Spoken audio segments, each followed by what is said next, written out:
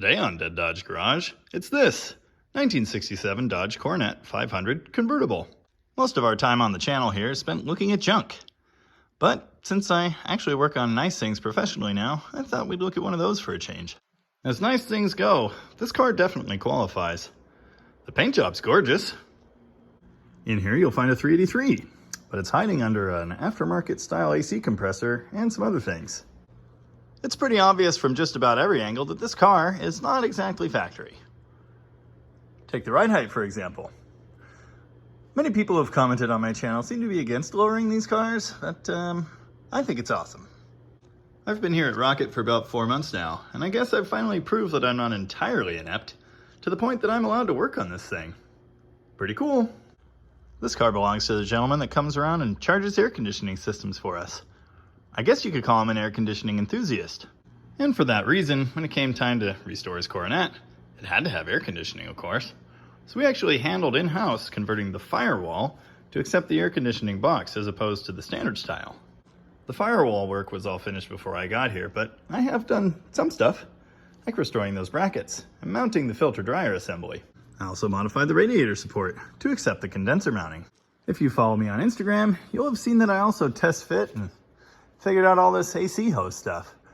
I'm new to air conditioning, so bear with me. Mopar people looking at this engine compartment from this angle might notice something a little off. What's that down there?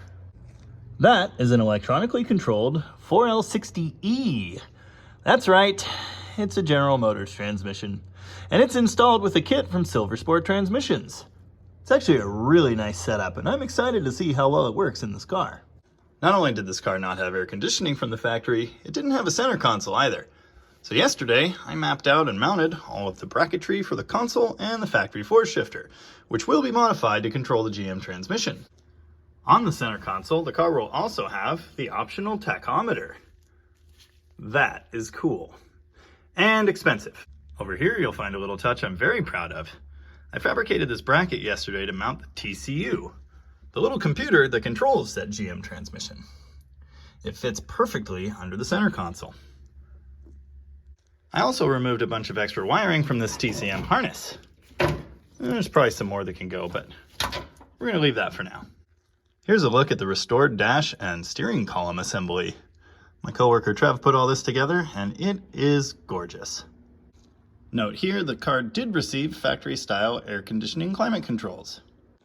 Here's the restored center console. The other top plate's around here somewhere. Factory, this insert wouldn't have been painted black, but, well, the owner wanted something a little different, and I like it. Here are the restored seats for the Coronet. Beautiful.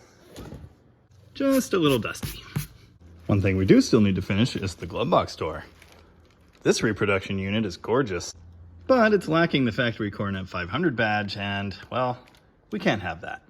The first operation I did on the car was installing this, an EFI fuel tank. We'll have to get a better look at this once the car is back on the lift. Wait a second, EFI fuel tank? But it's got a carburetor. Well, sure, it's got a carburetor for now, but that's just to break in the engine. After that, it's getting a Sniper EFI kit.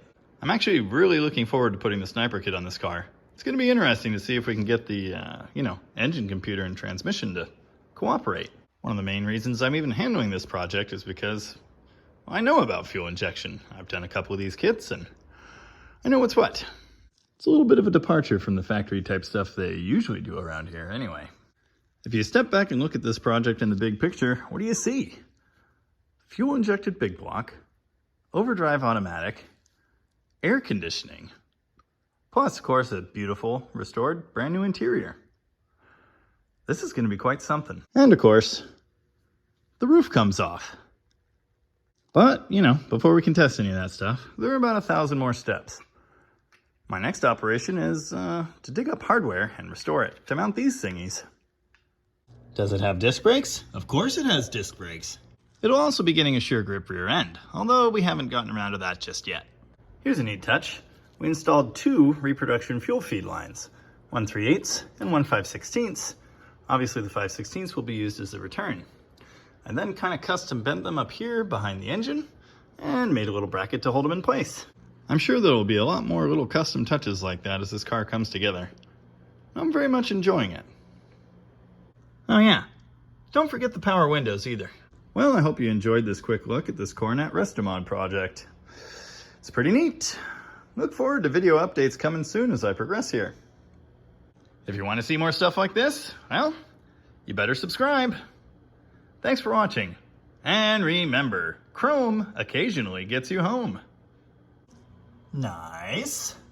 That's one of those electronical replacement units.